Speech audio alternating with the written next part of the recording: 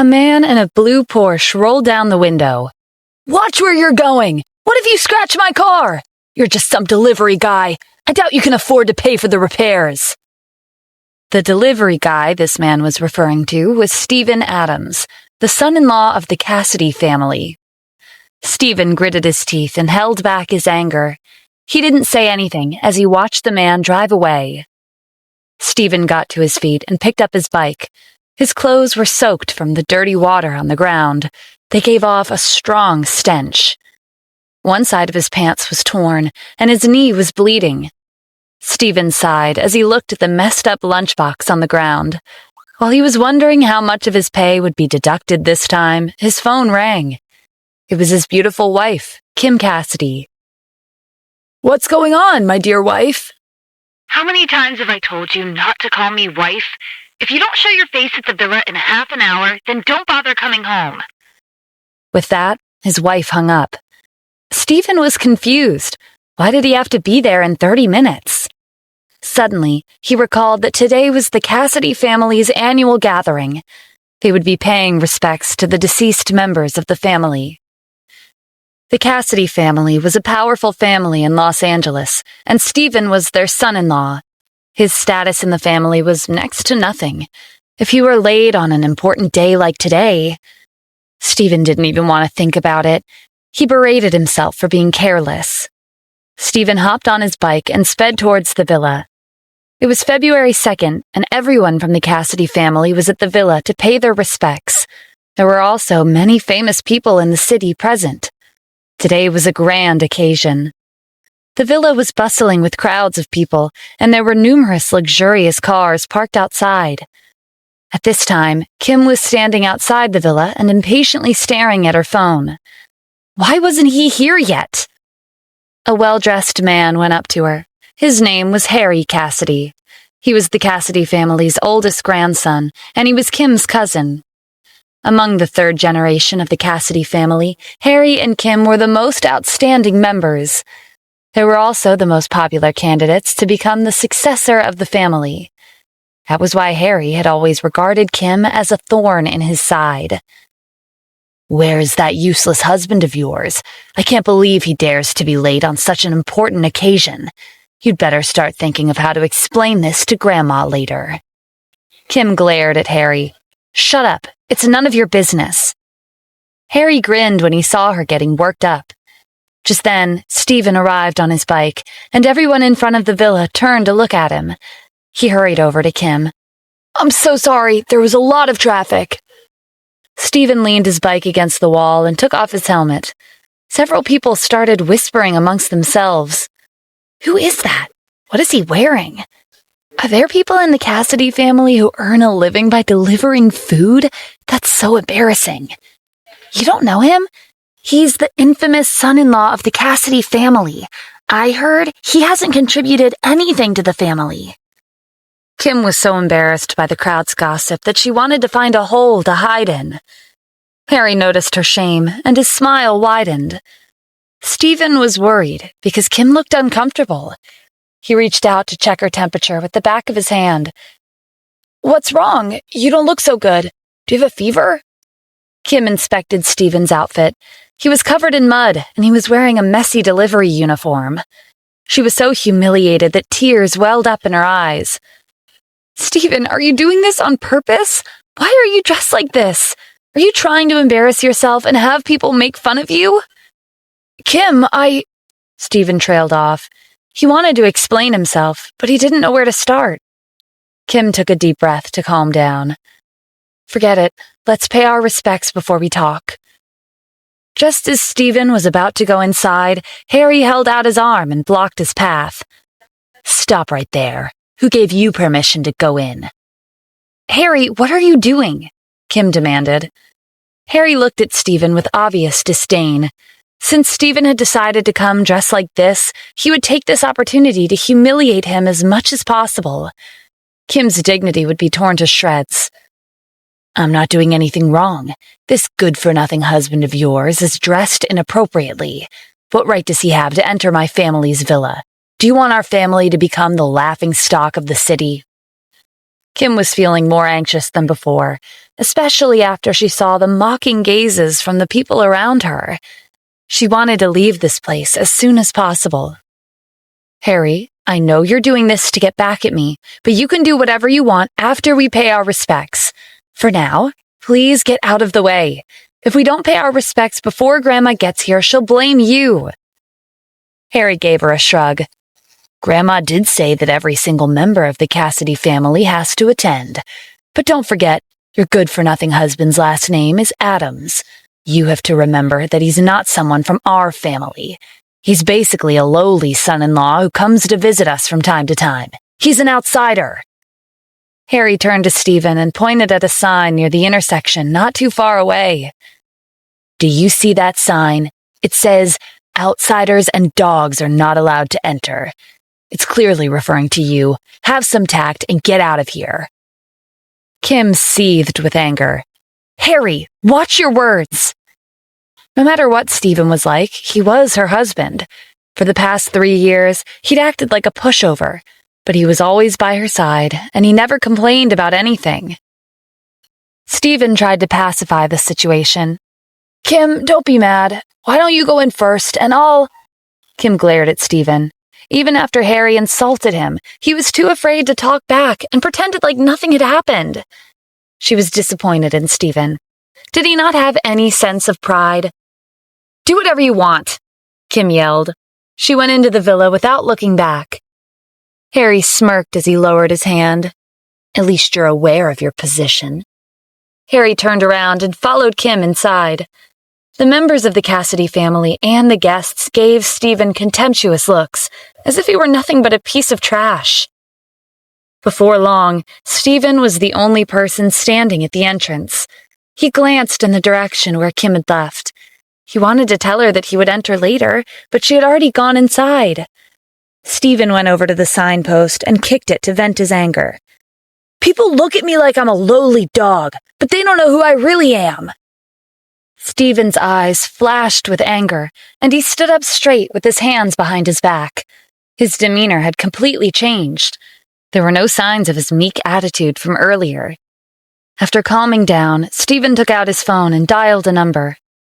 3 years had passed. Today's the end of the exam, right? The person on the other end of the line answered with a respectful tone. "Yes, that's correct. Congratulations, you've passed the examination. From today onwards, the 72 generals of the 6 palaces will have no choice but to respect you as the Grand Palace Master. As you know, our palace controls more than half of the world's power and wealth." Stephen had been looking forward to this day. He was a little dazed after receiving the long-awaited news. 5 years ago, Stephen's family persecuted him and kicked him out. He almost died in a foreign land. Fortunately, an elderly pagan priest saved his life. The priest went on to teach him everything he knew for 2 years. Later, Stephen discovered that the priest planned on passing down the position of Grand Palace Master to him. However, the priest had one condition. Stephen had to live as a poor and powerless man of the Cassidy family without complaints for 3 years. He also had to keep his identity a secret. At long last, Stephen had finally passed the exam. Stephen smiled as he looked up at the villa. "I'm officially the world-renowned Grand Palace Master. What's stopping me from entering the Cassidy family's tiny house?" Half an hour later, the current head of the Cassidy family, Helen Cassidy, made her appearance. She stood in front of the crowd with a walking stick that was decorated like the head of a lion. Everyone in the family addressed her as Grandma. "Our ancestors have given the Cassidy family their blessing. Our family will prosper for years to come." Harry stepped forward and supported Helen to try to win her favor. "Grandma, under your wise leadership, I firmly believe that the Cassidy family will rise to new heights never seen before." Several members of the family praised Harry. "That's right. This year, Harry alone increased our family's profits significantly. With his skills, our family's influence will expand as time passes. Harry is a genius who only appears once every few generations in a family. No one in the city can match up to him." Helen looked at Harry and nodded in approval. she was pleased with his achievements. She turned back to the crowd and continued, "Our family's success is not only because of me. I have received help from my friends all over the city. Now, I'm sure all of you are excited to introduce the prominent guests you've invited. It's time to meet them." The crowd was in an uproar. Everyone knew that the main event was about to begin. According to the customs of the past few years, whoever managed to invite the most esteemed guest to prove their strong connections would receive the majority of that year's allocation of resources. Many people started shouting at the same time. They rushed to introduce the guests they'd invited. "Grandma, this year I invited the CEO of a well-known construction company. I invited the highly skilled Dr. Martin to attend our gathering. I invited the famous bar owner, Daryl Brown." Helen smiled and nodded in acknowledgement. Eventually, there were only 2 members of the family who had yet to introduce their guests, Harry and Kim. Harry gave Kim a complacent look. "Grandma, I'm sure you'll be pleased with my guest." "Oh, who is it?" "Rockford International CEO, Pete Rockford." A young man in the crowd stepped forward and greeted Helen. Rockford International was involved in the food industry and real estate, and most importantly, they were the biggest financial company in the city. This was especially important for the Cassidy family because their family had recently encountered an economic crisis. Helen was satisfied. She thanked Pete for coming. Harry turned to Kim and mocked her. "Isn't it time for you to reveal your guest and become the champion? With your looks, I'm sure you were able to find at least one connection." Kim had nothing to say. Helen didn't favor her father's family. Without resources and influence, it was impossible for them to invite any big shots. Because they hadn't been able to invite anyone prominent for the past few years, they'd barely received any resources from the family. Harry took advantage of Kim's silence to ridicule her. His goal was to ruin her reputation to make sure that she wouldn't be able to compete with him for the company. "Why aren't you saying anything? Did you really not invite anyone today? That's not right. Doesn't your husband deliver food? I heard he even delivers to wealthy neighborhoods. Couldn't you have just established a connection with them?" Kim lowered her head when she saw Helen shake her head in disappointment. Kim clenched her fist so tightly that her nails dug into her skin. All of a sudden, the door to the hall opened, and 2 people made their appearance. One of them was Stephen, and the other was an elderly man with a white beard. Stephen introduced his guest. "Kim and I invited the head of the Stein family on the East Coast, Jack Stein." Jack's voice rang out. "I'm good friends with Stephen, and we're very close. I prepared a jade statue as a gift for the Cassidy family." After handing over the gift, Jack left. Everyone was shocked.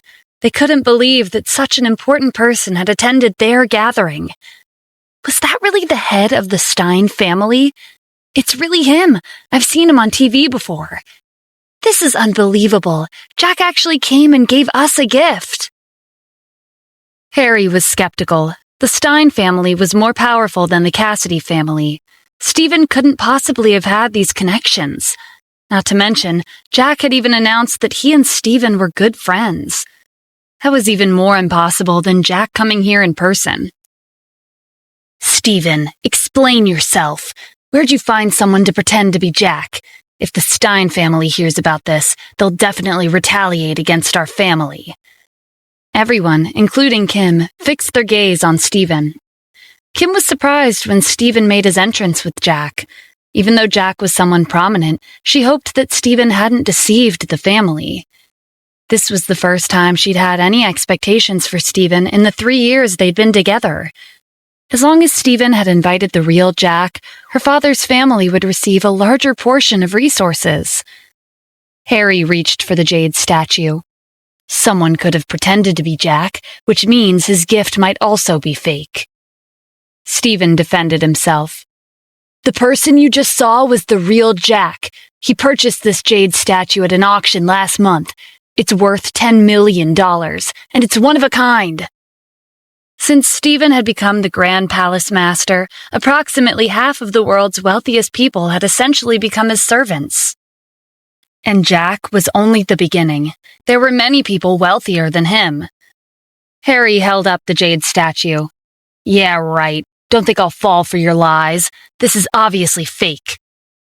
Just as Harry was about to throw the statue onto the floor, Helen stopped him. She took the jade statue and inspected it.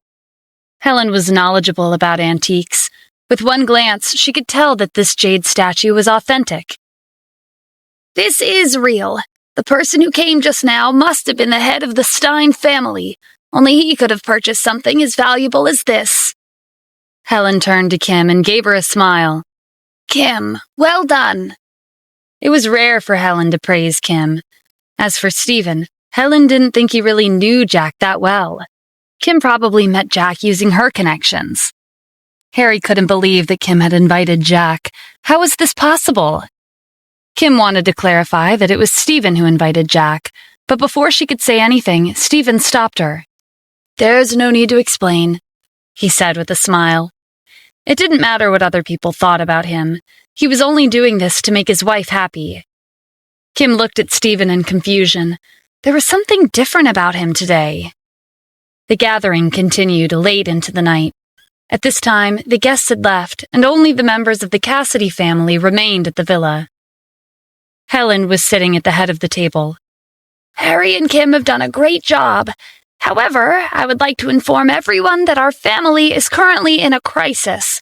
If we can't find a solution, I'm afraid the end of our family will come sooner than we expect. The members of the family looked troubled. They were aware of the family's crisis. Their company, Cassidy Group, had invested a lot of money into the Century Garden.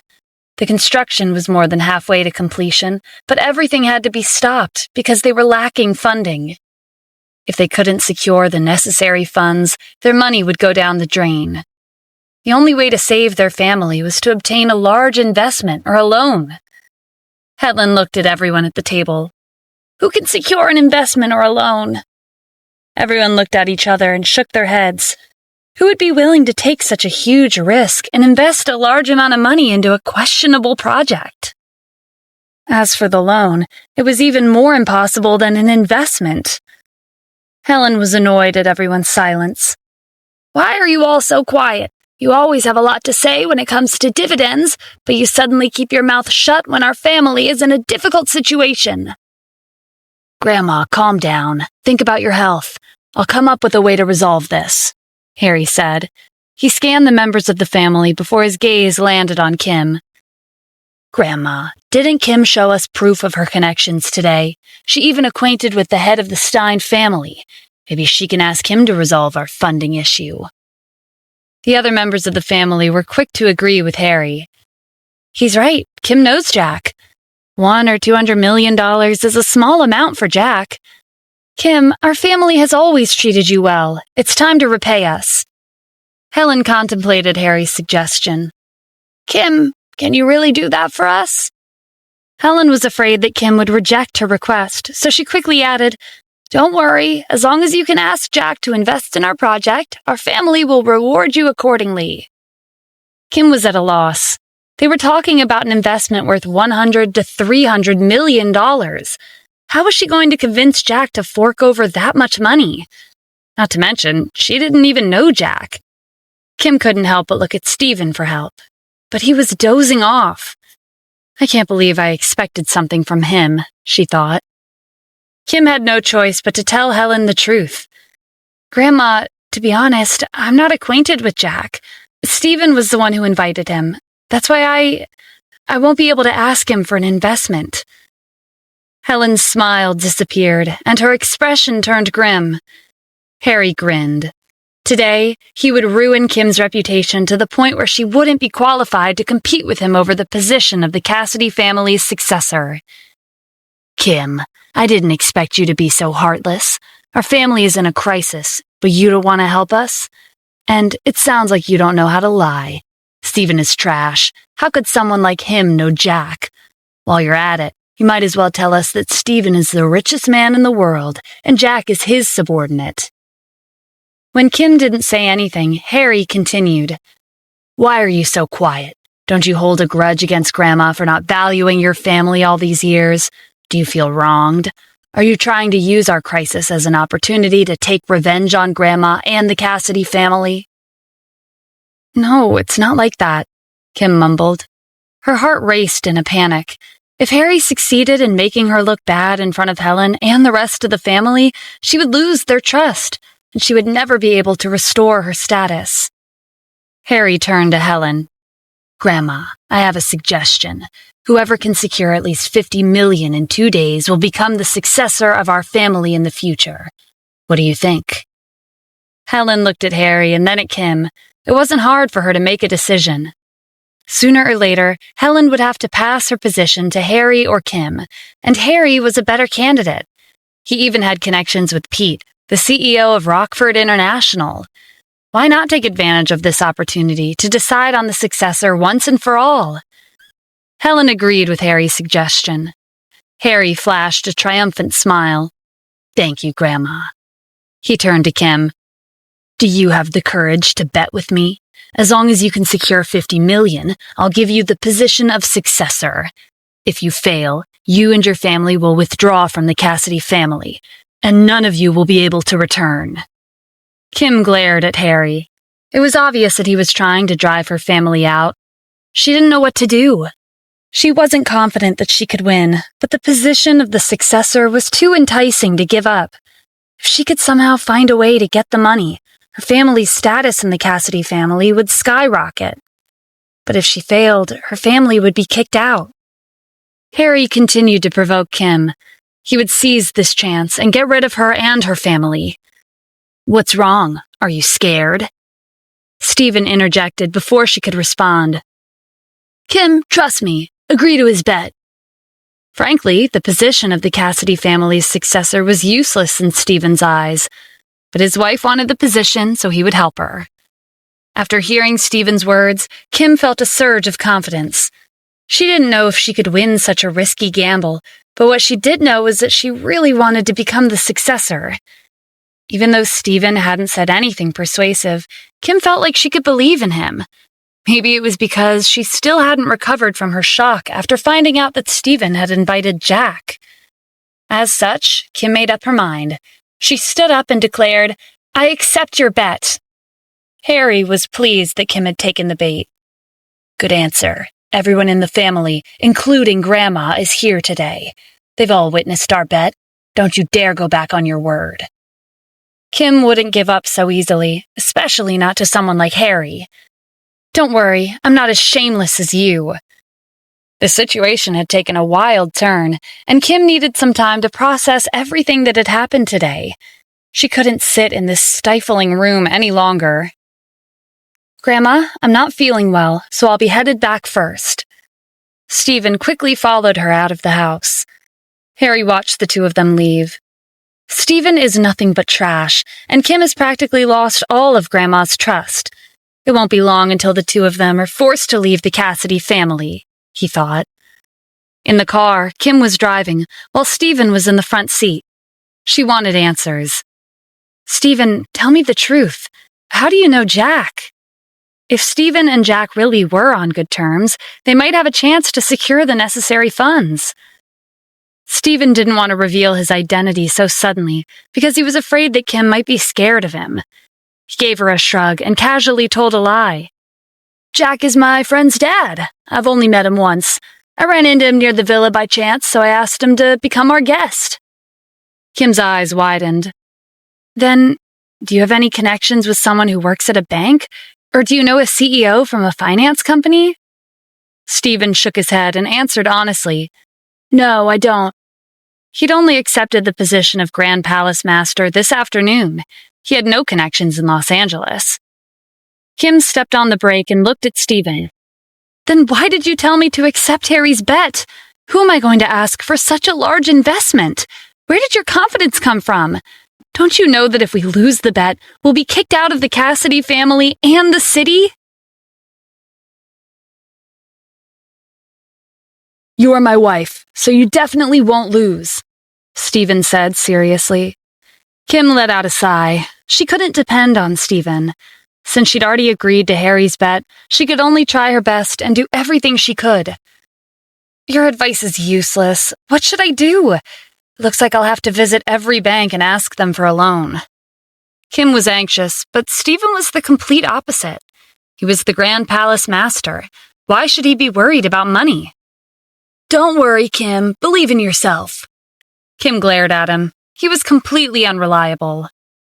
The next morning, Stephen went out by himself after breakfast. Sometime later, he was standing in the front of a big company. Its name, Global Investment, was displayed in large letters above the entrance. Stephen casually strode inside. The receptionist stood up to greet him. Do you have an appointment? I'm looking for Dave. He knows I'm coming today. Before arriving, Stephen had instructed Jack to ask the CEO of Global Investment, Dave Marks, to greet him when he visited. Stephen had also told Jack to keep his identity as Grand Palace Master a secret. The receptionist was startled when Stephen said her boss's name so casually. She was afraid that Stephen was an important guest. Okay, please wait a moment. A few minutes later, Stephen was sitting in Dave's luxurious office. Dave sat across from his guest with his arms folded across his chest. He didn't know what was so special about this guest. How was this man connected with the Stein family? When Jack gave him a call, he'd only told him that he would have a guest today and that he would have to fulfill the guest's request, no matter what it was. Dave had the resources, so he wasn't concerned about his guest's request, but he wasn't the type of person who would help others without a good reason. His assistance would depend on whether or not his guest had the appropriate qualifications. I'm Dave Marks. Mr. Stein told me about you over the phone. If you need anything, just ask. I'll try my best to help you. By the way, how should I address you? It's nice to meet you, Mr. Marks. My name is Stephen Adams. I'm here to discuss an investment with the Cassidy Group. Dave thought Stephen's name was familiar, but he couldn't remember where he'd heard it before. After thinking about the Cassidy Group, Dave made the connection. Are you the Cassidy family's son-in-law? Everyone in the city was aware that Kim had married Stephen. Dave was no exception. Stephen noticed that Dave didn't think too highly of him after discovering who he was. Yes, that's me. Dave lost interest in Stephen and didn't bother addressing him with honorifics. Where do you think this is? I know who you are. There's no one in the city who doesn't know you married into the Cassidy family.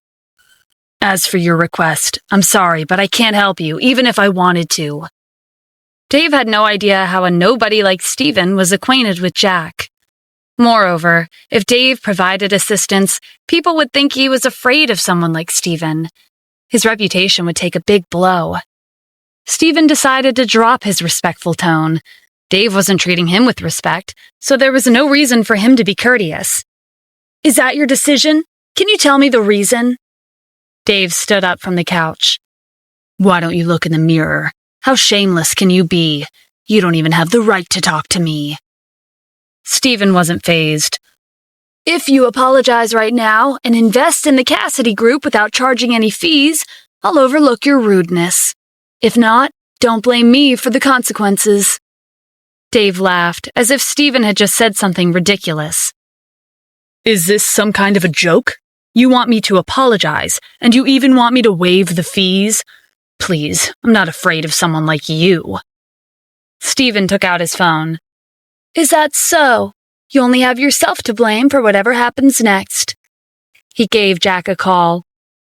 I don't care how you do it, but I want Global Investments to be mine within 10 minutes. With that, Stephen sat back and waited. The moment Dave insulted him, his fate had already been decided. Dave wasn't feeling threatened in the slightest. You want to purchase Global Investment in 10 minutes? Do you know what the market value is right now? It's $5 billion. Do you even know how much money that is? But fine, I'll wait 10 minutes. After that, I'll ask the security guards to throw you out. Who in this world could drop $5 billion in 10 minutes? Even if people like that did exist, it certainly wouldn't be the nobody sitting in front of him. Before long, 10 minutes had passed, but nothing had happened. Like I thought, you're just a useless son-in-law riding on the coattails of your family. Just as Dave was about to call the security guards to kick Stephen out of the office, his phone rang. Dave picked up immediately and greeted the person respectfully. Hello, boss. What can I do for you? Within a few seconds, his smile disappeared. Are you serious? My company was doing so well. How could you sell it? What?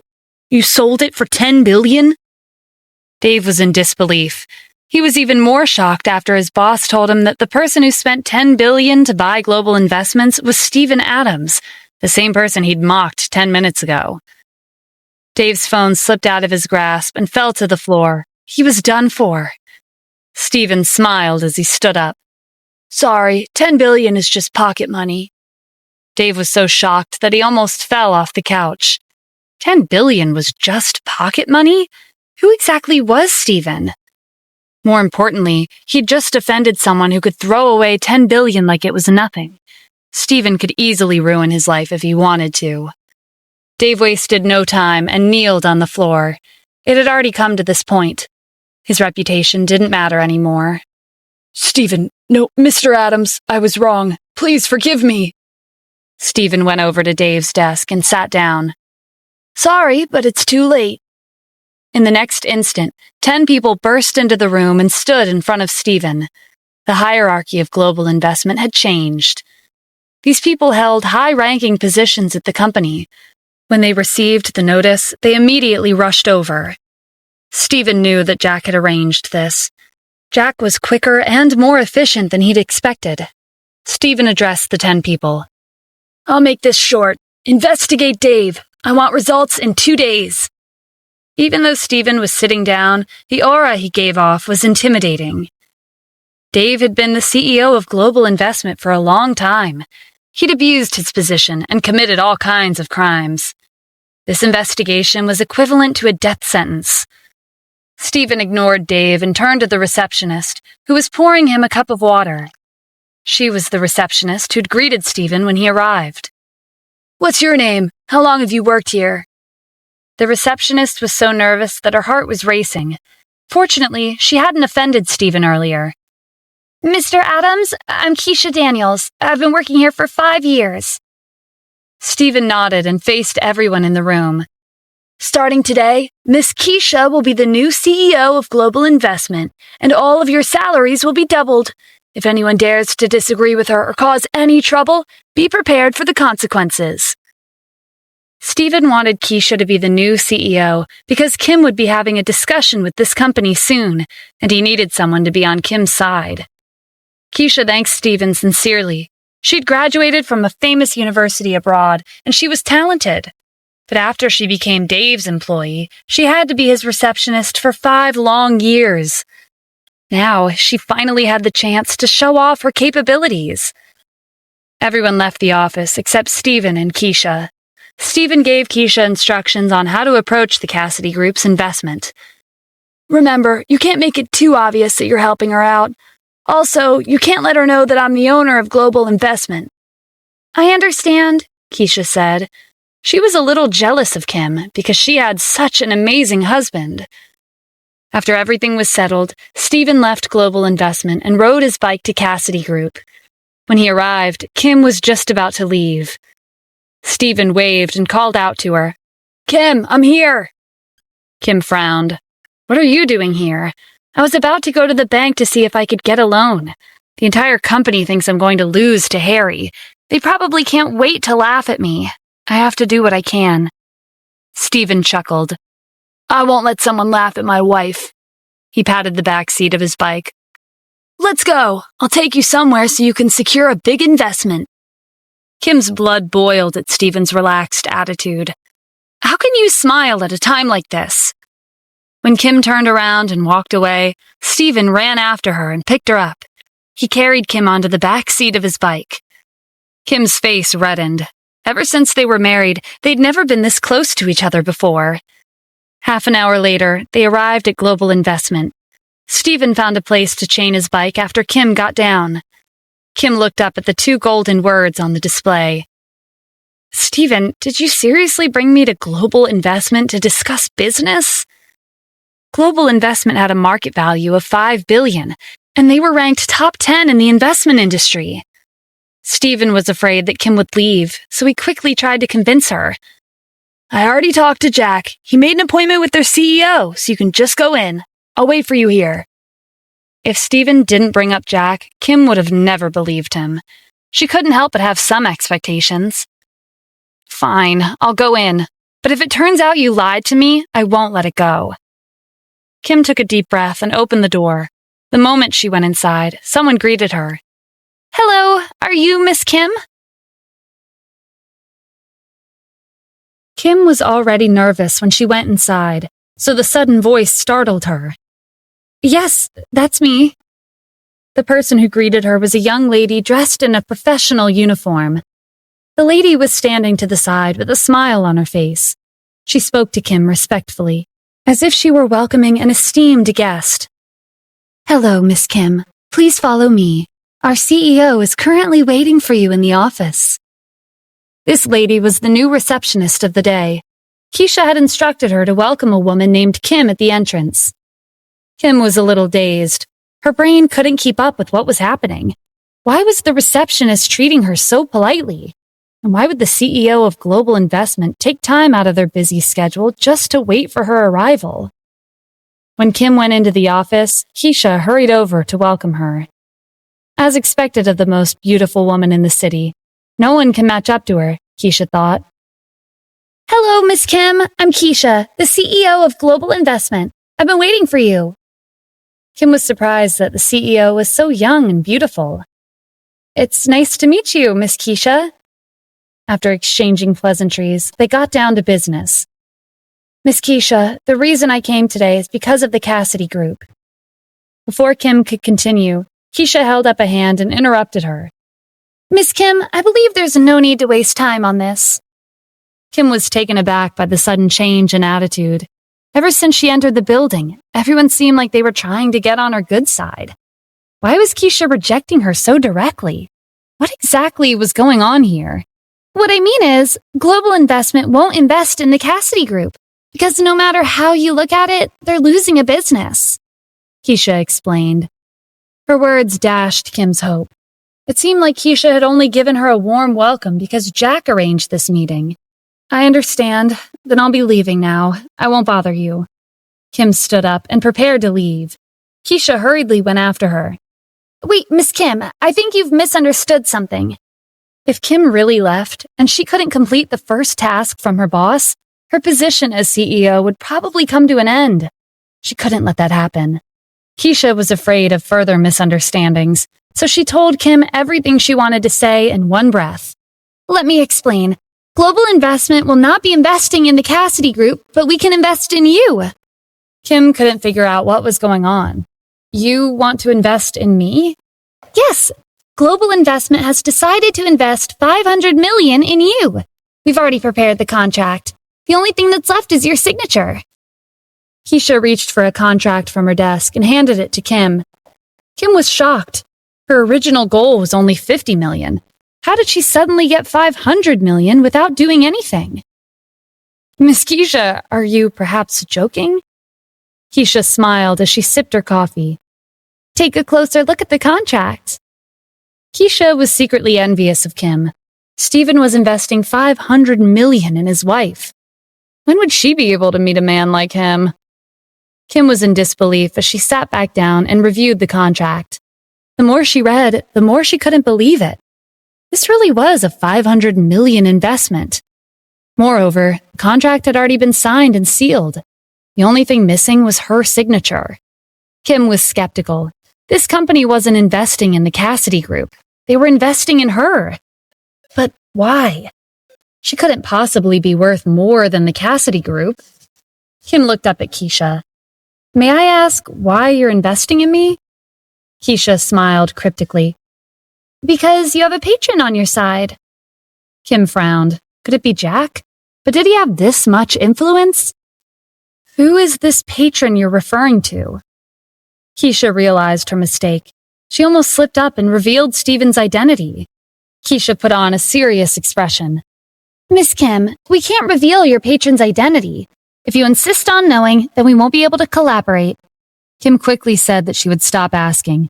She grabbed a pen and signed her name on the contract. After their discussion was over, Keisha personally escorted Kim to the entrance. Keisha was relieved that she'd completed the first task her boss had given her. Miss Kim, take care. We'll call your bank tomorrow afternoon." Kim was lost in thought. $500 million was not a small amount. Who in the world was her patron, and why did they help her? Kim recalled the name of Keisha's boss on the contract. His first name wasn't there, but his last name was. Coincidentally, the owner of Global Investment's last name was Adams. Her patron wasn't investing in the Cassidy Group. They were investing in her.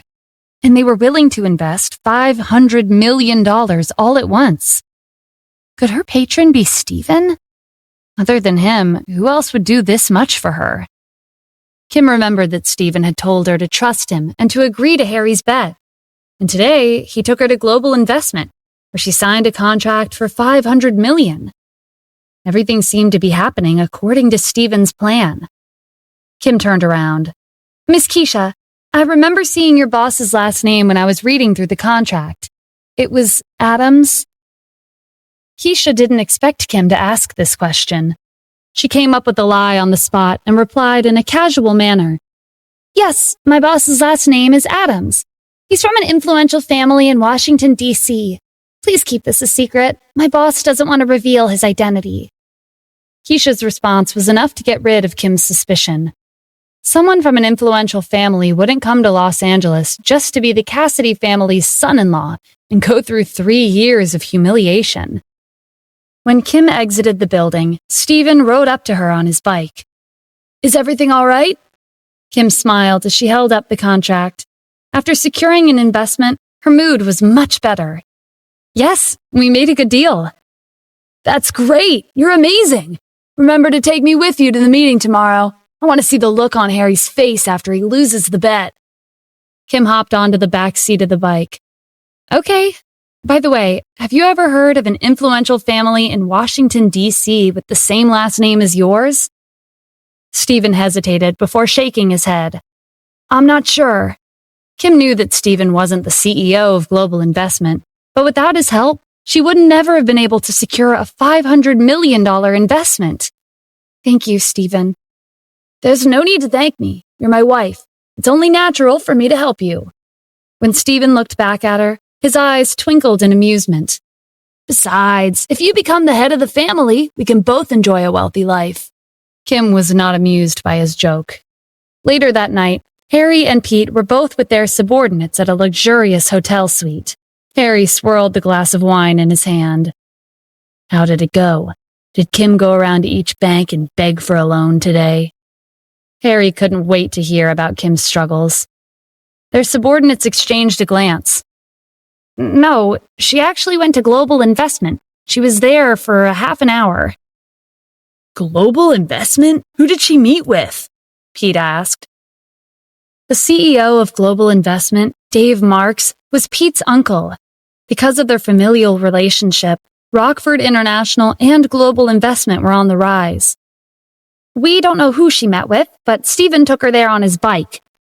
Pete laughed. "They rode on a bike? That's hilarious. She probably kicked out before she could even see my uncle's face."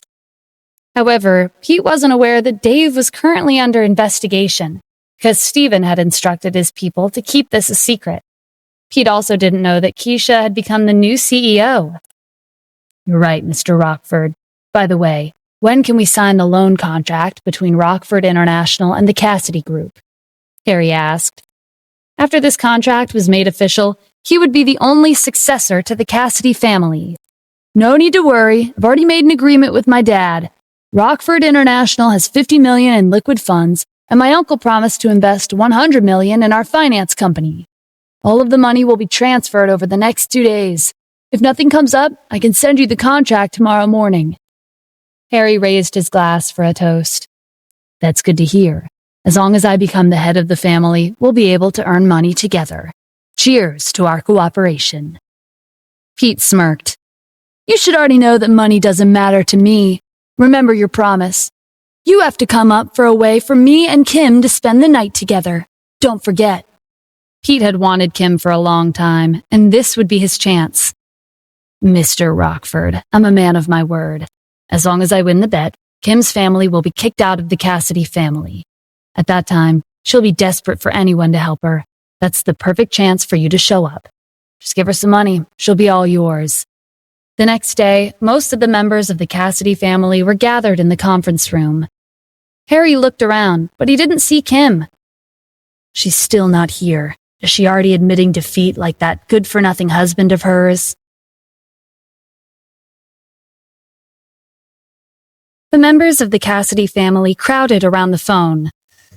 I'm on the Global Investments official website. There's a picture of Kim and Miss Keisha signing the contract on the front page. It really is a $500 million investment. Her family is saved. But why did Global Investment invest in Kim instead of the Cassidy Group? Are you dumb? When Kim becomes the head of the Cassidy family, her money will belong to the company. Pete was at a loss. It's all a lie. Global Investment CEO is my uncle, Dave Marks. Just you wait. I'll call him right now and expose your scheme.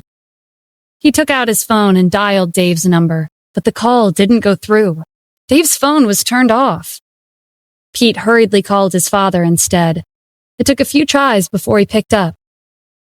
Rockford International is going bankrupt. It's over for us, his father exclaimed frantically. Even though no one could hear the person on the other end of the line, everyone knew that Keisha's claims were true when Pete collapsed onto the chair with a defeated look on his face. The atmosphere was tense. Everyone held their breaths, and no one dared to speak. Rockford International was a successful company that far exceeded the Cassidy Group. How could they have gone bankrupt overnight? Unbeknownst to everyone in the room, this had all happened because of Stephen. Since Keisha had accomplished what she'd come to do, it was time for her to leave. She went up to Stephen. Keisha quickly corrected herself. Sir, if there's nothing else, I'll be heading back to the company. Stephen didn't say anything. He only nodded in response. Their brief interaction didn't escape Kim's notice. Keisha and Stephen had shown up together. But it didn't make sense for Global Investments CEO to come in person to help her out. There had to be a reason she didn't know of. Stephen, were you acquainted with Miss Keisha? Stephen touched the back of his neck. Not really. Maybe she decided to help because I'm handsome. Kim gave him an unimpressed look. She felt like he was becoming more and more shameless. Maybe Stephen used Jack's name to get Keisha to come here. Forget it. She probably came because of Jack. Stephen shrugged. If you say so. He didn't care too much about the misunderstanding. It wasn't the right time to tell Kim the truth. The members of the Cassidy family rushed over to Kim. Now that it was confirmed that Kim really had secured a $500 million investment, it was a given that she would become the head of the family. They all started talking at the same time. Kim, I watched you grow up. I even took care of you one time when you were a little girl. Please support me in the future. Kim, I've always thought you were talented. You'll definitely achieve a lot more in the years to come. She's right. Our family is saved because of you. It's all thanks to your hard work. Kim was taken aback by all the compliments. They'd never praised her this much before. Stephen noticed that Helen hadn't said anything for quite some time. He was concerned that she would go back on her word. Grandma, Kim obtained an investment of $500 million. She won the bet, and she saved the Cassidy Group. Don't you have something important to announce? Helen hadn't expected the situation to unfold like this. She'd originally planned to use Harry's bet as a way to make him the head of the family. Who would have thought that Kim would be able to get such a large investment? Harry crossed his arms. Why are you in such a hurry? Are you planning to steal the Cassidy family's inheritance? Even though Harry was talking to Stephen, he spoke these words for Helen to hear. Harry knew that she didn't want the Cassidy family to fall into the hands of outsiders. And Harry was right. As soon as Helen heard those words, she started to panic. She couldn't let an outsider lead the Cassidy family. Kim might have achieved something that Harry couldn't, but Stephen was her husband. No matter how useless Stephen was, there was a chance that Kim would hand over the family's company to that freeloader. After thinking it over, Helen came to a decision. Kim, do you have any objections to giving the $500 million to the company? Kim agreed without a second thought. She was anticipating Helen's next words. I don't mind. I'm also a part of the Cassidy family. This is something I should do. Great. As the head of the Cassidy family, I would like to formally thank you for your efforts. Starting today, we'll provide you and your family with more resources. Thank you, Grandma. And is there anything else? Of course there's more. We'll have to schedule subsequent meetings and decide how to use this money together. Everyone looked at Helen and then at Kim. It felt like Helen had completely forgotten about the bet between Kim and Harry. From the moment Kim arrived until now, Helen had been treating her like she was invisible, as if her only worth was the $500 million investment. Kim bit her lip in disappointment. No one dared to say a word. Stephen stepped forward and spoke up. Grandma, did you forget about the bet? At that time, you and everyone here were present. We were all witnesses.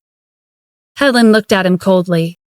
What right do you have to meddle in our family's affairs? From the very beginning, I said the successor will be whoever is capable enough to take my place. Helen picked up her walking stick and headed to the door. Before she left, she looked back and said, I'm proud of how far the Cassidy family has come. We've achieved a lot in the past few years. The successor of the family isn't an easy decision to make. That's why, next Tuesday, I'll officially announce the successor in front of the media. One by one, the members of the Cassidy family left the conference room. Harry sneered as he watched Stephen and Kim leave. You better be prepared for next Tuesday. I'll become the successor no matter what it takes. When Kim and Stephen went home, they were greeted by Kim's mother, Natalie. Kim informed her of what happened during the meeting. Natalie's eyes widened. Did you really get an investment worth $500 million? That's right, Mom. I even won a bet against Harry. It won't be long before I become the Cassidy family's successor. Natalie had her doubts. Did that old woman agree? Grandma said she'll announce the successor at the press conference next Tuesday. Natalie gave Kim a hug. I'm so proud of you. If you become the successor, you'll be the head of the Cassidy family, and no one will ever be able to look down on you. Natalie glanced at Stephen, who hadn't said anything since he came home. Her daughter would become the head of the family soon, but her daughter's husband was as useless as ever. His mere existence brought shame to the family. Rather than a lucky charm, Stephen was more of a jinx, and Natalie wanted nothing more than to chase him away. Why are you standing around? You're just a freeloader. Make yourself useful and prepare dinner. Do you want me to starve to death? Mom, don't talk to Stephen like that. I won the bet because of... Kim trailed off when Stephen shook his head. Fine, if you don't want me to care about you, then I won't, she thought. When Kim went to the bedroom to change her clothes, Stephen went to the kitchen to prepare dinner. He'd done everything to make his wife happy. He didn't care if other people had a bad impression of him. The next day, Stephen took Kim to work for the first time on his bike. As they passed by the highest point in the city, Kim asked him to stop for a second. This was the wealthiest part of the city, and only high-class families could afford to live here. She looked at the luxurious villas while yearning in her heart. Being the head of the Cassidy family is only the first step.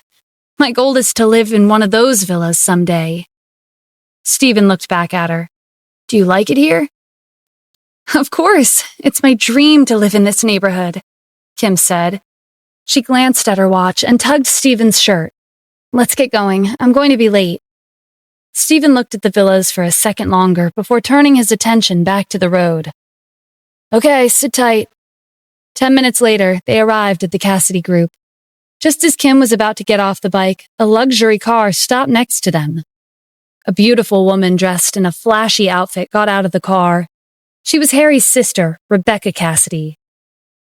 Hey, if it isn't Miss Kim, who managed to get a $500 million investment. How could you ride a bike to work? You're an embarrassment to the Cassidy family. Kim couldn't be bothered to argue with her. Rebecca was well known for her sly and arrogant personality. Ignore her, Stephen. I'm going inside. Rebecca was annoyed when they turned away from her. She wouldn't let them leave until she had avenged Harry. Rebecca held out her arm to block their way. Where do you think you're going? Since you're running away the moment you saw me, do you agree that you did something that you should be ashamed of? I doubt you'll ever be able to afford a luxury car like mine. Stephen pretended to be surprised and gasped. Was your car that expensive? Let me tell you something. My BMW is worth millions. Even if you save your money for 10 years, you probably wouldn't be able to purchase a single tire. In Rebecca's eyes, Stephen was nothing but trash. She hadn't spared him a glance ever since she came. Since he'd decided to join the conversation, she would take the opportunity and humiliate him. Don't think you're all that just because you're Kim's husband. You can't even afford a car, and yet you have the nerve to take your wife to work? How shameless can you be? Rebecca's voice was loud, and she attracted a lot of attention. While she ridiculed Stephen, the other members of the Cassidy family heard the commotion and gathered around them. A few minutes later, the crowd was stunned by an unbelievable sight further down the street. Am I hallucinating, or is that the most expensive Rolls-Royce Phantom to exist? It's not just one, there's 20 of them. This is crazy. Is some big shot visiting the city? No, look, all of the cars are headed to our company. One after another, the luxury cars stopped in front of the entrance to the Cassidy group. An elderly man wearing a suit stepped out of one of the cars. He went up to Stephen and greeted him respectfully. Mr. Adams, please get in the car. The crowd was stunned when the elderly man in a suit addressed Stephen as Mr. Adams, like he was someone important. Kim looked at Stephen in disbelief. Rebecca was especially shocked. It was only a few moments ago when she mocked Stephen for not being able to afford a single tire of her BMW. But now, the owner of 20 Rolls-Royce Phantoms was calling him Mr. Adams. Rebecca boldly confronted the elderly man. Excuse me, did you perhaps mistake this piece of trash as your boss? He's a freeloader who can barely make a living. Why are you adding honorifics to his name? The elderly man turned to Rebecca. There was a menacing look in his eyes. There's no mercy for anyone who insults our boss. Rebecca felt a chill run down her spine. She was afraid that if she said another word, the elderly man wouldn't hesitate to kill her on the spot. Stephen cleared his throat to get the elderly man's attention. The elderly man's threatening aura disappeared as he looked away from Rebecca. Kim recovered from her shock and tugged on Stephen's sleeve. What's going on? Why are they treating you like their boss? Jack didn't show his face, but Stephen guessed that he was in one of the cars. Stephen hurriedly came up with an excuse. It's probably because I went to Jack's house when I was younger to play with his son. That's why they're calling me Mr. Adams. I'll be going now. Have a nice day at work. After saying goodbye to Kim, Stephen went into the car at the center, followed by the elderly man. In the blink of an eye, the 20 luxury cars disappeared down the street. When they left, Rebecca was so relieved that her knees went weak. She almost collapsed on the ground. In the car, Stephen gave Jack a warning look. He had told Jack more than once to keep a low profile because he didn't want to reveal his identity. But today, the 20 Rolls-Royce Phantoms almost exposed him. Jack, you'd better have a good explanation for this. Jack was nervous when he sensed Stephen's anger. Mr. Adams, I'm so sorry. I'll be more careful next time. Jack gestured to the elderly man in a suit. This is Andrew Hendricks. He's one of your subordinates at the palace, and he's also one of our country's top 10 business tycoons. He came to tell you what he discovered about the Adams family while in Washington, D.C. Stephen hadn't heard of Andrew before, but his position at the palace should be higher than Jack's. Mr. Adams, please forgive me. I didn't mean to draw so much attention. I tried my best to keep a low profile, but these 20 cars are the minimum necessity to pick you up, Andrew said in a meek voice. His intimidating attitude when he'd threatened Rebecca was nowhere to be seen. Stephen couldn't be bothered to explain that having 20 luxury cars gathered in one place to pick one person up was overkill. Forget it. What'd you find out? In the past, his family had kicked him out of the house because of a few words from a stranger. If the priest hadn't passed by and saved him, he would have been nothing but a pile of bones. Andrew took out the file he'd prepared and gave it to Stephen. Stephen wasn't pleased when he looked it over. Isn't this interesting? My brother has leukemia, and my family wants me to donate my bone marrow. They're probably planning on sending people to Los Angeles to look for me. When Stephen tightened his grip on the armrest, it cracked, and the broken pieces fell to the floor. Jack and Andrew kept quiet as they stared at the mess on the floor. They were afraid of Stephen's strength. Andrew, excellent job. Keep an eye on them.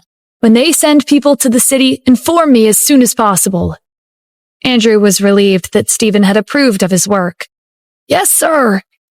When Stephen looked out the window, he noticed the luxury villas that Kim had talked about this morning. She told him that it was her dream to live there. Jack, how many villas are at the highest point in the city? Jack had done his research on these villas before, so not only did he know how many there were, he also knew how much it would cost to purchase them. There's 21 villas. 20 of them are estimated to be worth 100 million, and the villa at the very top is worth 300 million. Okay, my wife told me she wants to live in one of those villas. Take care of it. I understand, Mr. Adams. Which villa would you like to purchase? As the Grand Palace Master, I believe the villa at the top would be suitable for someone of your caliber. Stephen looked at Jack as if he had just asked a stupid question. What do you mean, which villa? I was asking you to purchase all of them. All of the villas? Andrew exclaimed in disbelief. 21 villas would cost 2.3 billion. Jack didn't have much of a reaction. After all, Stephen had asked him to purchase global investments for 10 billion not too long ago. Stephen took out his phone and looked at the calendar. Jack, I want all of the property certificates for the villas before the end of this week. Jack answered without hesitation. Yes, sir. But on the inside, his heart was racing in panic. He had no idea how he would be able to complete such a large purchase in a week. To make things more difficult, those who lived in the villas were some of the wealthiest families in the city. By the time Stephen finished his discussion with Jack and Andrew, it was already time to pick up Kim from work. He waited outside the company for quite some time, but he still didn't see any sign of her.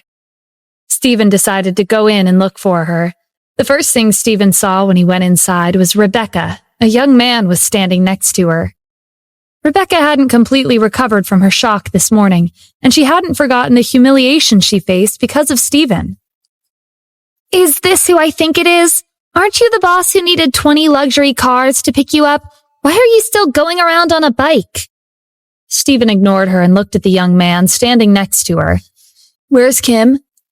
This man was one of the members of the Cassidy family, and he didn't think too highly of Stephen. How would I know? Rebecca smirked. What, are you here to look for your wife? Maybe she's having a good time with another man right now. Why else would Jack have helped you two? Wasn't it because she used her looks to win him over? Even though Jack had announced that he and Stephen were close, Rebecca didn't believe him. No matter how much she thought about it, she could only come to the conclusion that Jack had attended the gathering as Kim and Stephen's guest because he coveted Kim's attractive appearance. Stephen glared at Rebecca. It didn't matter if people laughed at him or criticized him, but it was a different story if they insulted Kim. Before Stephen could respond, Harry entered the building. Behind him was Kim, who was carrying several bags. Kim, isn't that your good-for-nothing husband? It looks like he came to pick you up from work. Well, that's the least he can do as a freeloader in your house. Kim was surprised when she saw Stephen. She thought he had some business to attend to with Jack today. She hadn't expected him to come back so soon. Stephen, why are you here? Stephen didn't say anything. He went up to Kim and took the heavy bags from her hands.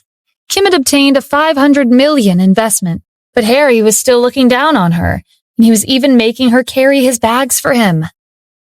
Why are you doing things like this? Stephen's voice was calm, but Kim could tell that he wasn't too happy about what was happening. Her heart fluttered when she realized that Stephen was angry for her sake. It's fine, just let him be arrogant. I'll become the successor next Tuesday anyway. He won't be able to do what he wants for long. Harry crossed his arms. Next Tuesday? Don't be so full of yourself.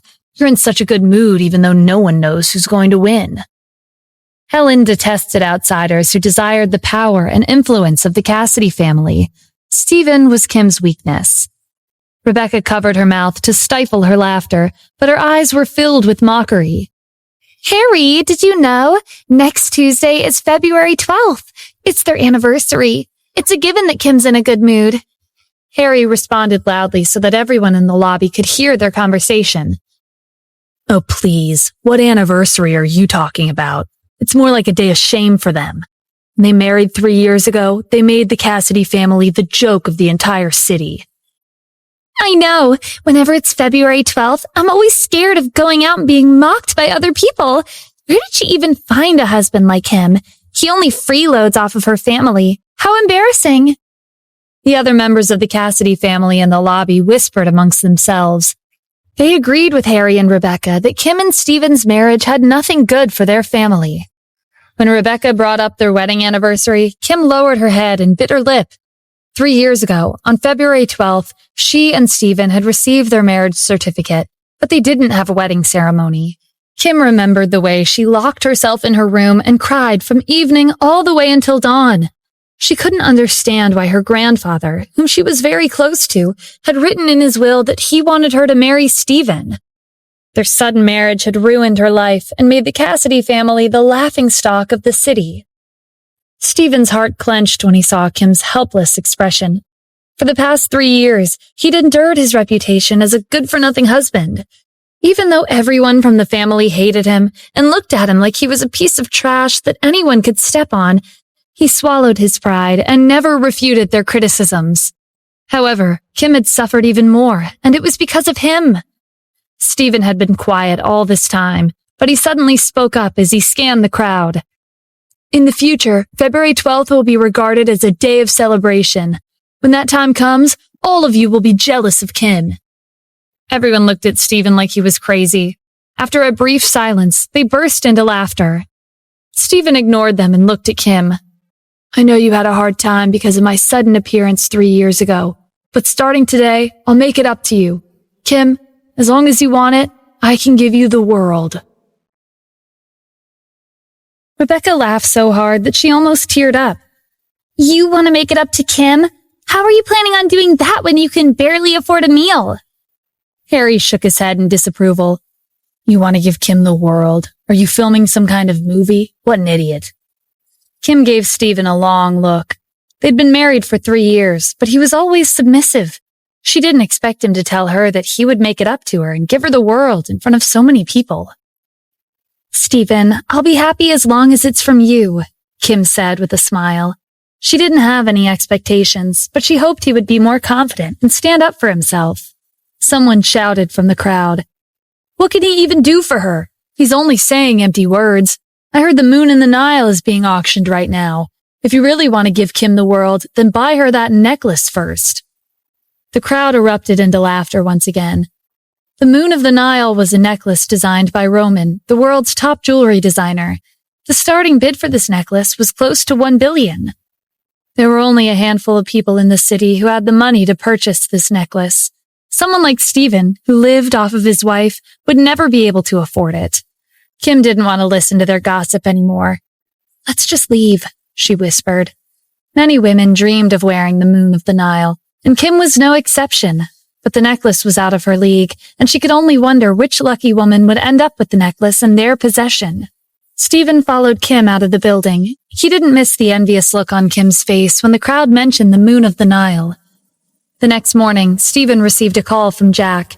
He had successfully purchased all of the villas at the highest point in the city. How much did it cost? Stephen was asking, not because he cared about the money, but because he wanted to assess Jack's efficiency and capabilities. Mr. Adams, the total amounted to 5 billion. Ever since Jack had become the point of contact between Stephen and the palace, he felt like they had all the money in the world at their disposal. Stephen was satisfied with Jack's answer. Wealthy families lived in the villas, and it couldn't have been easy to persuade them to move. Considering the high difficulty of his request, using 5 billion to purchase the villas in a single day was a good trade-off.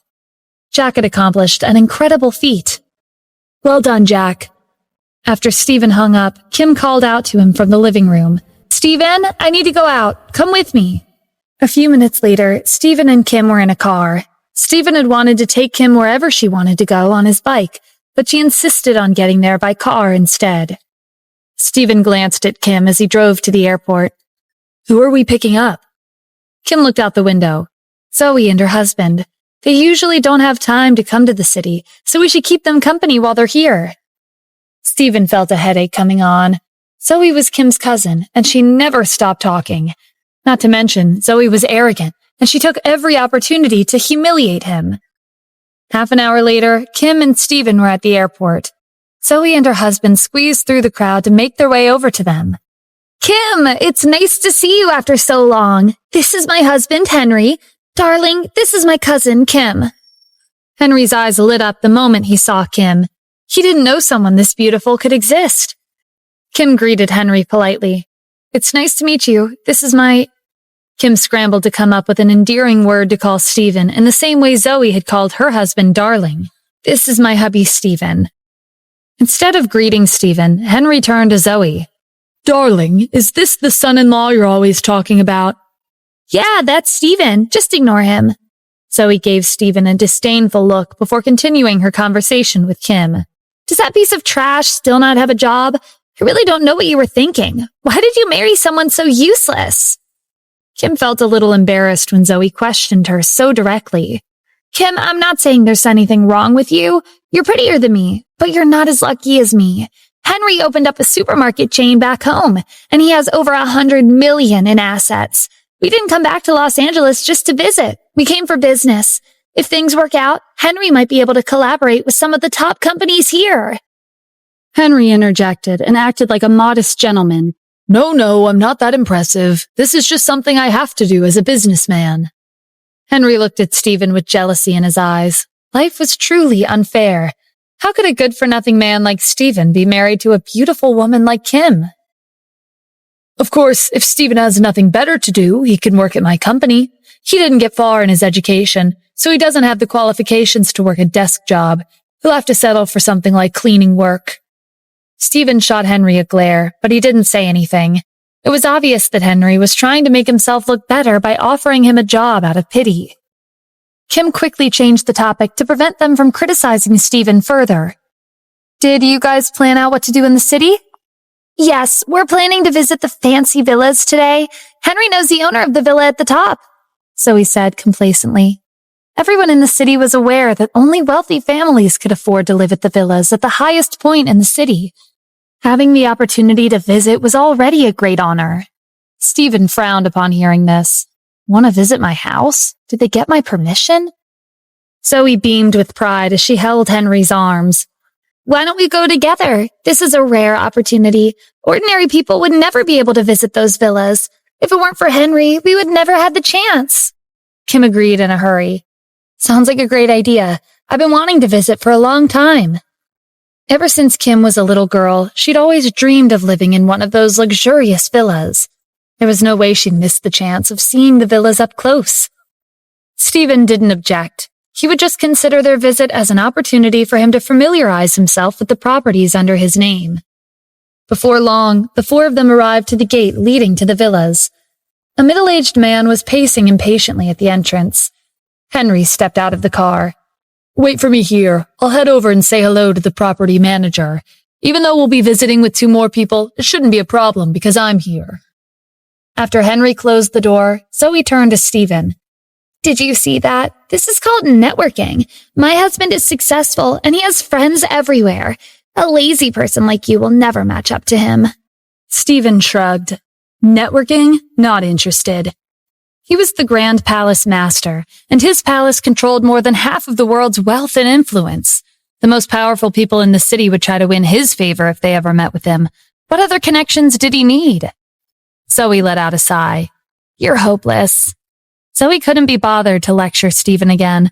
To her, he was like mud on a rainy day. Stephen looked at the villas beyond the gate. Oh, right, Kim. When we visit, let me know if there's anything you don't like. I'll ask someone to change it. Rebecca laughed so hard that she almost teared up. You want to make it up to Kim? How are you planning on doing that when you can barely afford a meal? Harry shook his head in disapproval. You want to give Kim the world? Are you filming some kind of movie? What an idiot. Kim gave Stephen a long look. They'd been married for 3 years, but he was always submissive. She didn't expect him to tell her that he would make it up to her and give her the world in front of so many people. Stephen, I'll be happy as long as it's from you, Kim said with a smile. She didn't have any expectations, but she hoped he would be more confident and stand up for himself. Someone shouted from the crowd. What can he even do for her? He's only saying empty words. I heard the moon in the Nile is being auctioned right now. If you really want to give Kim the world, then buy her that necklace first. The crowd erupted into laughter once again. The Moon of the Nile was a necklace designed by Roman, the world's top jewelry designer. The starting bid for this necklace was close to 1 billion. There were only a handful of people in the city who had the money to purchase this necklace. Someone like Stephen, who lived off of his wife, would never be able to afford it. Kim didn't want to listen to their gossip anymore. "Let's just leave," she whispered. Many women dreamed of wearing the moon of the Nile, and Kim was no exception. But the necklace was out of her league, and she could only wonder which lucky woman would end up with the necklace in their possession. Stephen followed Kim out of the building. He didn't miss the envious look on Kim's face when the crowd mentioned the moon of the Nile. The next morning, Stephen received a call from Jack. He had successfully purchased all of the villas at the highest point in the city. "How much did it cost?" Stephen was asking, not because he cared about the money, but because he wanted to assess Jack's efficiency and capabilities. "Mr. Adams, the total amounted to $5 billion.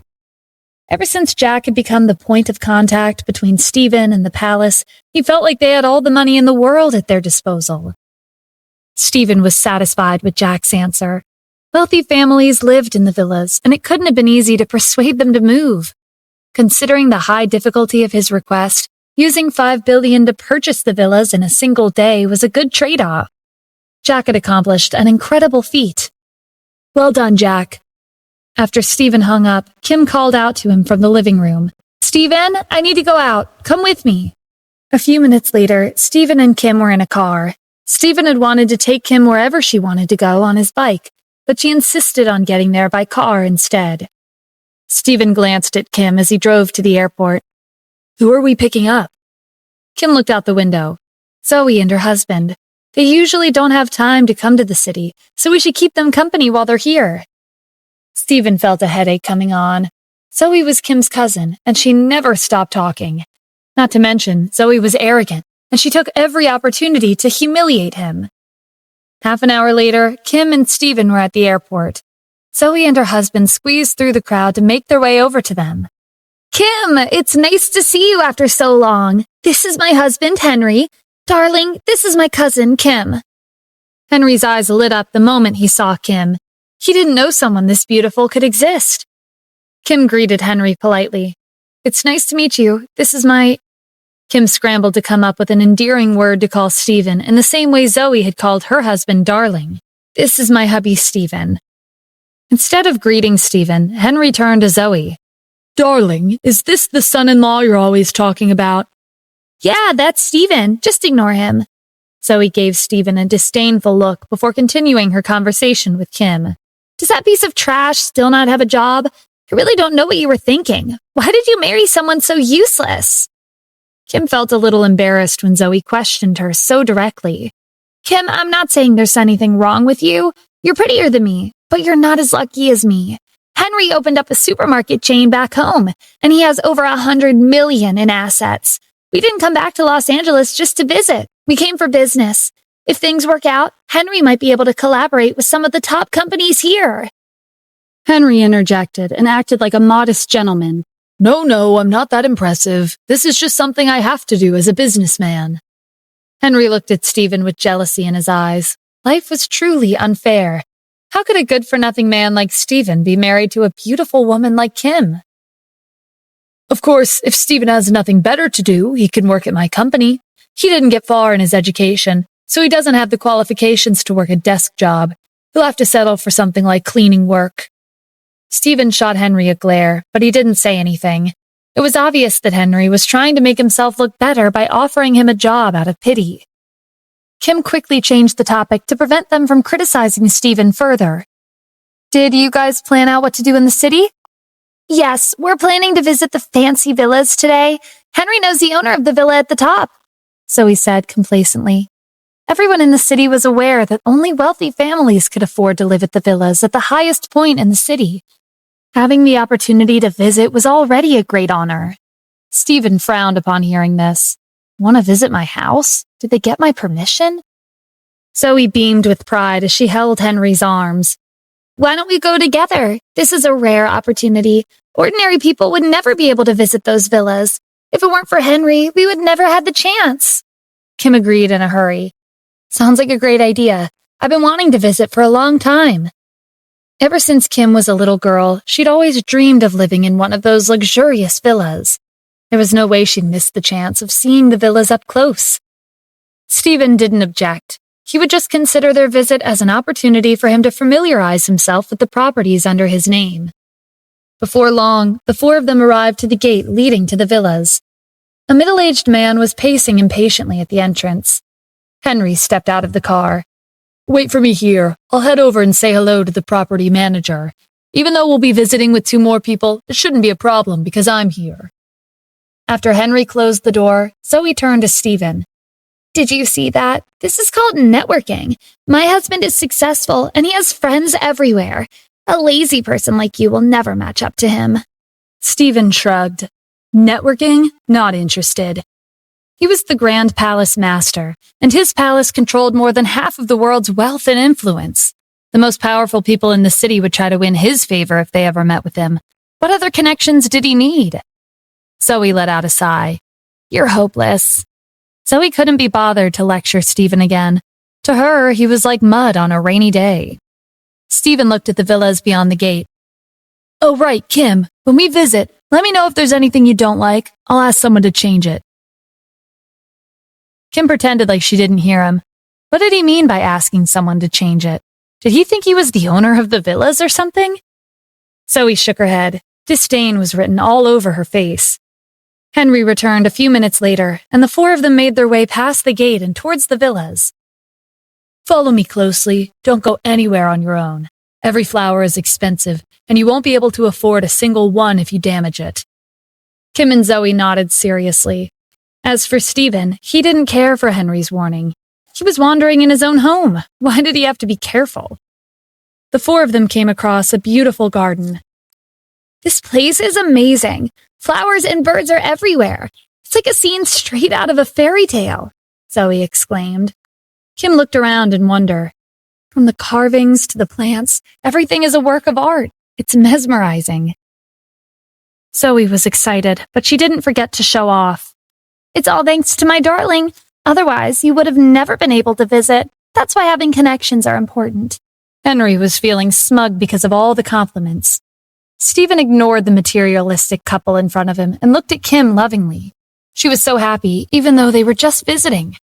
Would she be overjoyed when he told her that he'd bought these villas for her? "How do you like the environment?" Stephen asked. "I love it." Kim smiled, and with the garden as her backdrop, she looked like a fairy in a painting. Stephen was bedazzled by her beauty. Henry's gaze was also fixed on Kim, although the look in his eyes was filled with lust. He didn't know how a good-for-nothing man like Stephen could marry an amazing woman like Kim. When Henry looked back at Stephen, he almost gasped in horror. Stephen was stepping on the grass.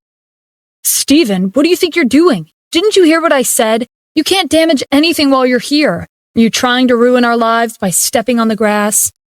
Henry scanned their surroundings to make sure that no one was around. He was on the verge of exploding with anger. If Stephen damaged even a single patch of grass, he and Kim wouldn't be able to compensate the property owners, even if they sold everything they had. This meant that the responsibility would fall on the shoulders of whoever invited him here. Zoe put her hand on her hips. "Kim, hurry up and talk some sense into this useless husband of yours. Stephen, if you don't step away from the garden, I'll call the security guards to throw you out." Stephen was amused by Zoe's threat. "You want to throw me out?" Was stepping on the grass in his own home that big of a deal? He wanted to see who would be daring enough to touch even a single strand of hair on his head. "That's right. Did you forget we're only here because of my darling?" There was more that Stephen wanted to say, but he decided not to when he saw the smile disappear from Kim's face. He walked away from the garden and caught up with them. Not too long after, they arrived at one of the villas at the bottom level. Henry informed them of the layout. The villas were built on a slope. There are 4 villas on each level, with the exception of the most expensive villa at the top. There are rumors that a powerful person lives there. With my connections, this is as far as we can go. Before going inside, I have to remind you all not to talk carelessly or touch anything. Especially you, Stephen. If you want to ruin your life, go ahead, but leave the rest of us out of your mess. Stephen crossed his arms. If you're as capable as you say you are, did you know that someone recently purchased all of these villas? Zoe's jaw dropped. Someone bought all of them? But that would mean they spent an enormous amount of money, right? Kim was also surprised. She didn't know about this. Where did Stephen hear about this mysterious purchase? Henry didn't believe him. Don't spread rumors. No one with a brain would believe your nonsense. Each villa is worth at least 100 million. Who in this city would have the money to buy all of them? Listen, Stephen, if you want to be successful, you have to be mindful of your reputation as an honest... While Henry was talking, he subconsciously leaned towards the table. His shoulder brushed against a large porcelain vase. It teetered on the edge before toppling over and shattering to pieces on the floor. But that wasn't the end. The other porcelain vases fell off the table, one by one like dominoes. Henry paled as he watched the horrific scene unfold before him. Zoe was so scared that her voice shook. Those shouldn't be worth that much, right? Henry swallowed nervously. I don't think so. But he didn't sound too sure. Stephen wasn't fazed by the mess of porcelain shards on the floor. Rich people sure are different. You were screaming like it was the end of the world when I stepped on the grass, but now you broke 9 vases. Wait, it's actually 10 vases. But either way, how's me stepping on the grass and you breaking these vases the same thing? Kim glared at Stephen. What are you saying at a time like this? She went over to Zoe and tried to comfort her. Don't worry, maybe these vases are just for decoration. Yeah, you might be right. Why would they display valuable items on the table? They're probably not that expensive, Zoe said with uncertainty in her voice. Stephen bent down and picked up a porcelain shard. I'm not trying to scare you, but based on the quality of these vases, they're worth at least 1 million each. The elderly priest was fond of antiques, so Stephen learned a lot about them. Zoe started panicking. 1 million? There are 10 vases on the floor. So 10 million in total? Even though she and Henry had tens of millions worth of assets, most of them were fixed assets. They only had around 1 million in liquid assets. You don't understand anything. Why are you pretending like you're an expert on antiques? Henry yelled. A group of people rushed over after they heard the commotion. Henry spotted the property manager in the crowd. My friend's here. He won't care about such a minor accident. Henry hurried over to the property manager. I'm sorry to bother you. I accidentally broke something. Please, overlook it. I'll treat you to a drink next time. The property manager frowned when he saw the broken porcelain vases on the floor. Henry, what the hell are you talking about? Are you calling this breaking something? Do you even know what these are? They're priceless antiques. Each vase is worth at least 1 million. Even though Henry was calling him his friend, they'd only met once. After Henry gave him some presents, he'd agreed to let him visit the villas. At that time, the property manager didn't think it would be that big of a deal to let 1 or 2 people visit, but he hadn't expected Harry to break $10 million worth of antiques. If he couldn't take care of this, he would lose his job. Henry was in disbelief. Are these really antiques? Kim whispered to Stephen. How did you know? Stephen shrugged. Just a guess.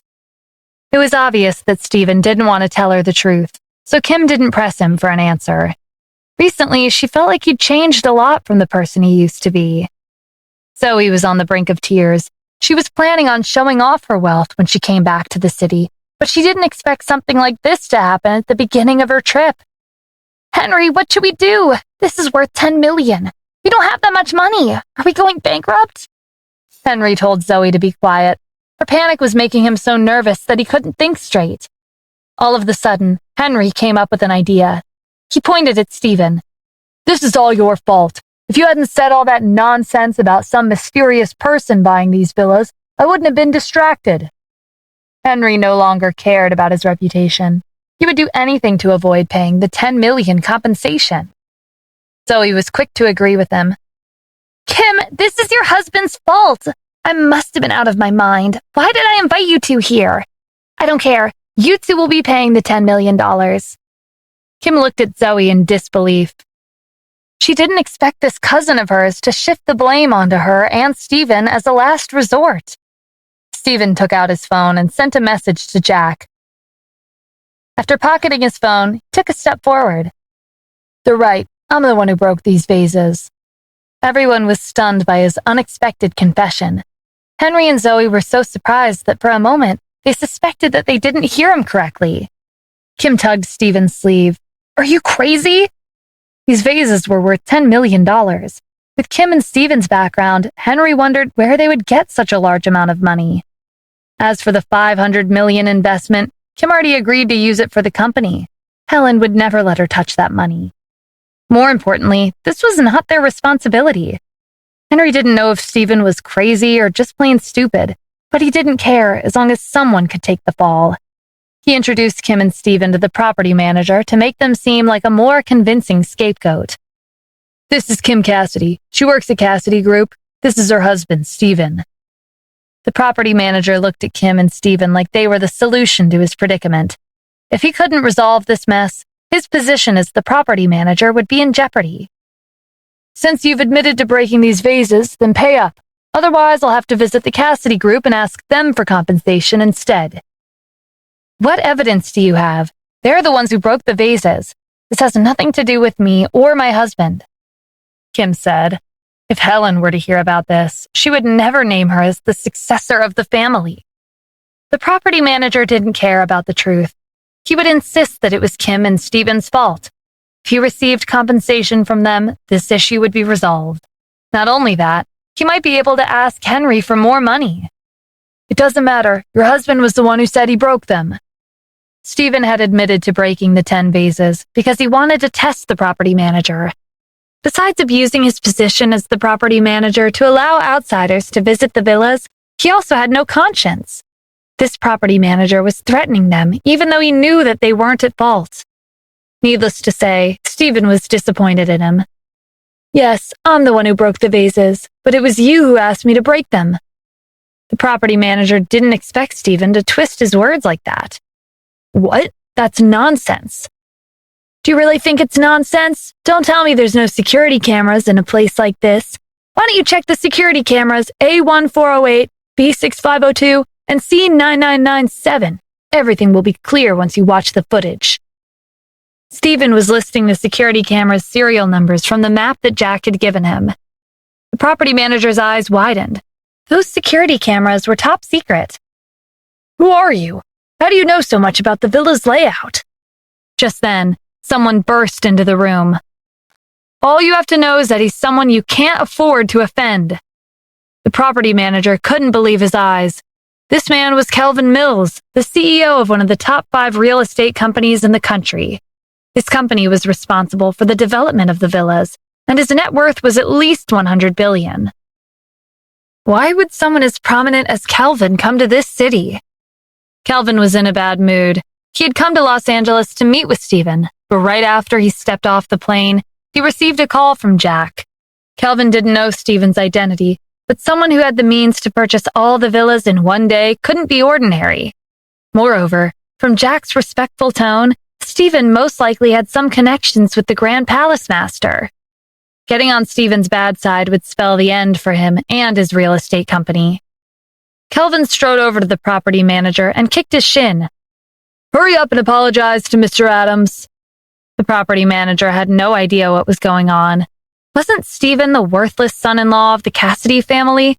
Why would an accomplished CEO like Kelvin Mills address Stephen as Mr. Adams? Kelvin didn't hesitate to kick the property manager again when he stood there like a deer in headlights. You fool! Kelvin hurried over to Stephen and lowered his head. Mr. Adams, I'm very sorry. Kelvin stayed in that position after apologizing because he was afraid that Stephen wouldn't forgive him. Henry and Zoe wondered if they were seeing things. A CEO with a net worth of $100 billion was apologizing to the trash son-in-law of the Cassidy family. Kim glanced at Stephen. This was happening again. Just how many things was he hiding from her? Stephen smiled. Since you've personally come to apologize in person, I have nothing to say. What should we do about the broken vases? I'll compensate you, of course, Kelvin said with no hesitation. Then, can my wife and I go now? Yes, my private helicopter is parked on the lawn. You and your wife may leave at any time. When they got home, Kim grabbed Stephen's arm and pulled him into the bedroom. She locked the door and looked him in the eye. Stephen, don't you have something you want to tell me?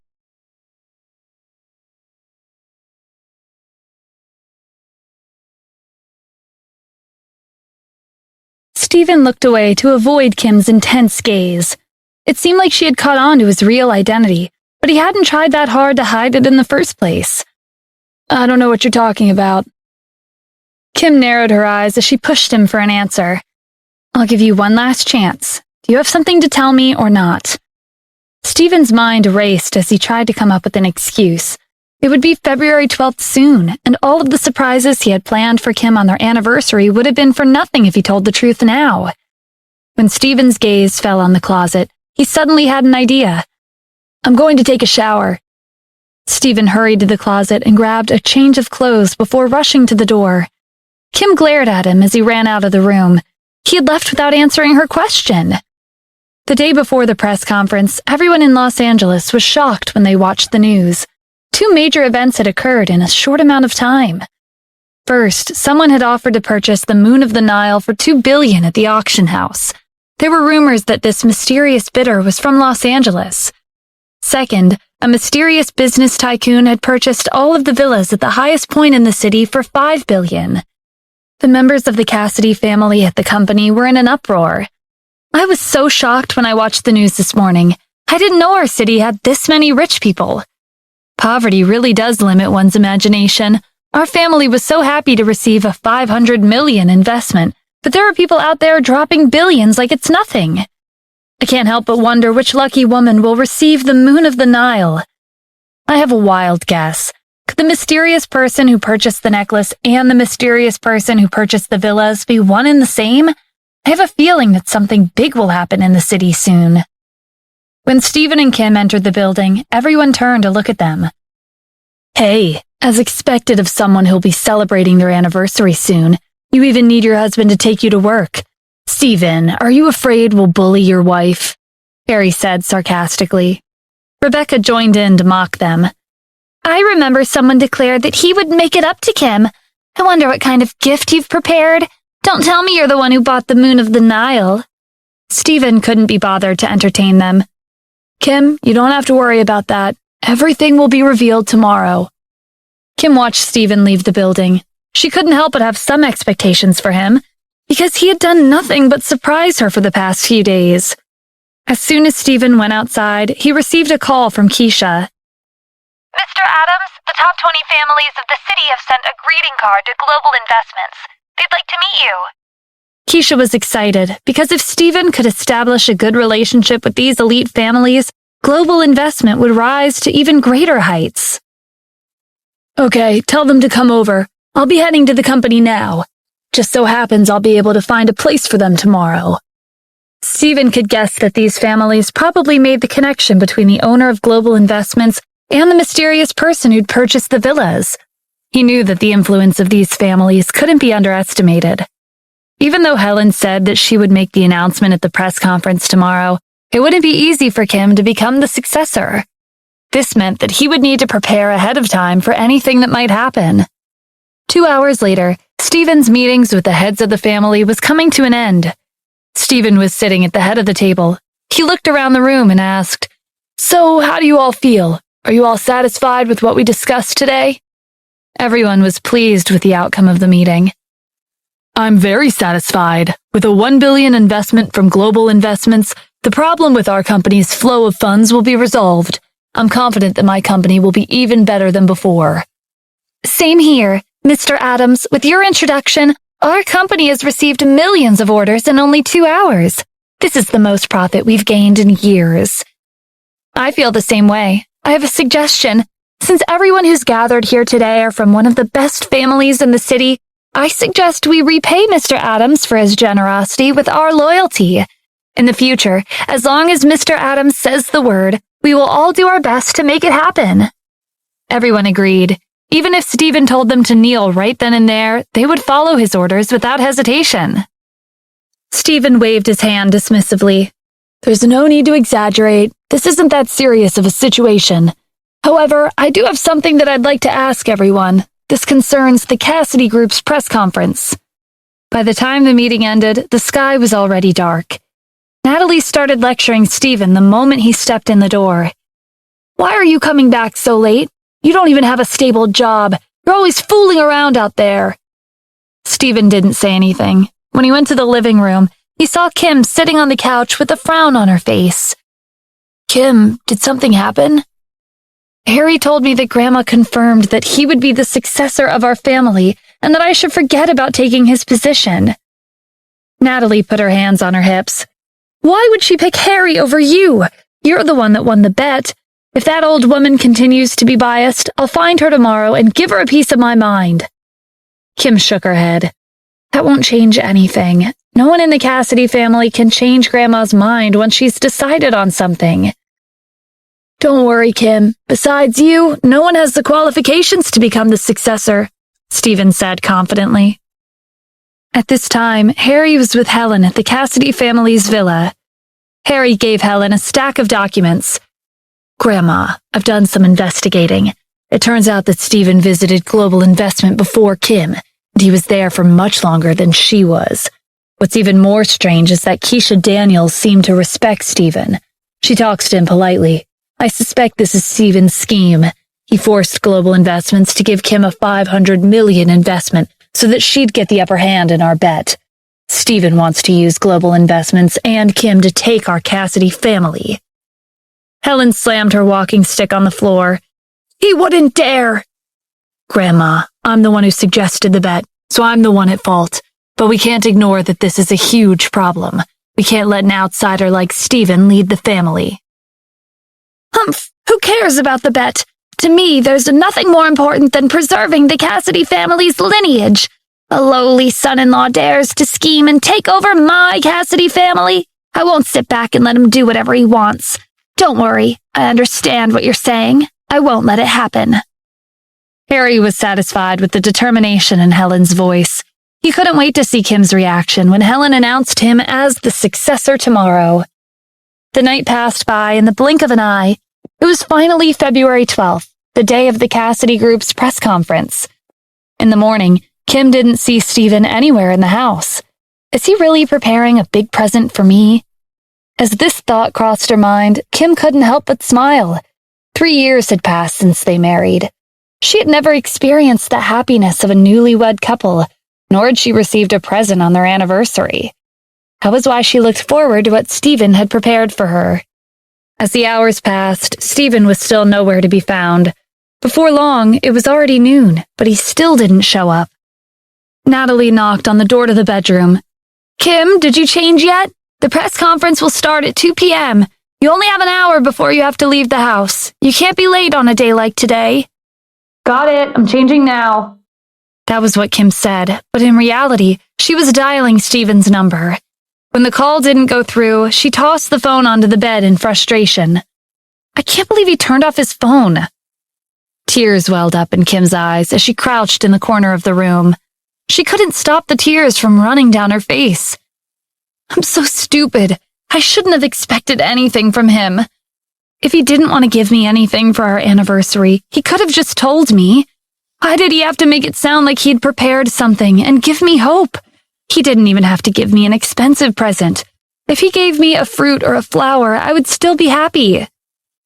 1 hour later, Kim emerged from the bedroom after applying her makeup and changing into a business casual outfit. Natalie was sitting at the table. She was dressed extravagantly, and she was wearing the rings she'd inherited from her family. Where's your good-for-nothing husband? Whether he's here or not, what difference does it make? Kim replied coldly. She had made up her mind. After today, she would divorce Stephen. At the Cassidy family's villa, Harry was fixing his tie in front of the mirror. Today will be the turning point in my life. I'll make everyone remember that I'm the most talented in the Cassidy family. While Harry was looking at his appearance with confidence, his phone rang. It was his sister, Rebecca. Congratulations! After today, you'll officially be the successor of the Cassidy family. How are you planning to deal with Kim? Rebecca's voice was filled with excitement. With her brother as the head of the family, her status would naturally skyrocket. A sly smile appeared on Harry's face. Don't worry, I'll chase her out of the family in front of all the reporters and make it so that she'll never be able to come back. Don't forget that Global Investment invested $500 million into Kim.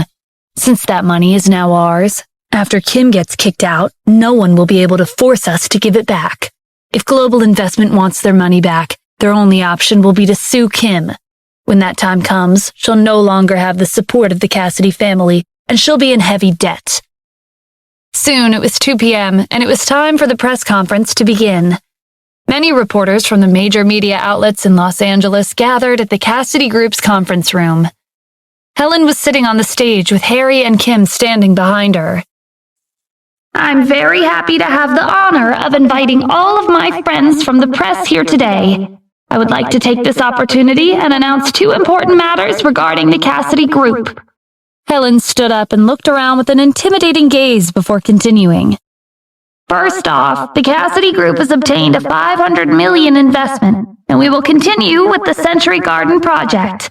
As for the second announcement, I would like to formally introduce to you the successor of the Cassidy family.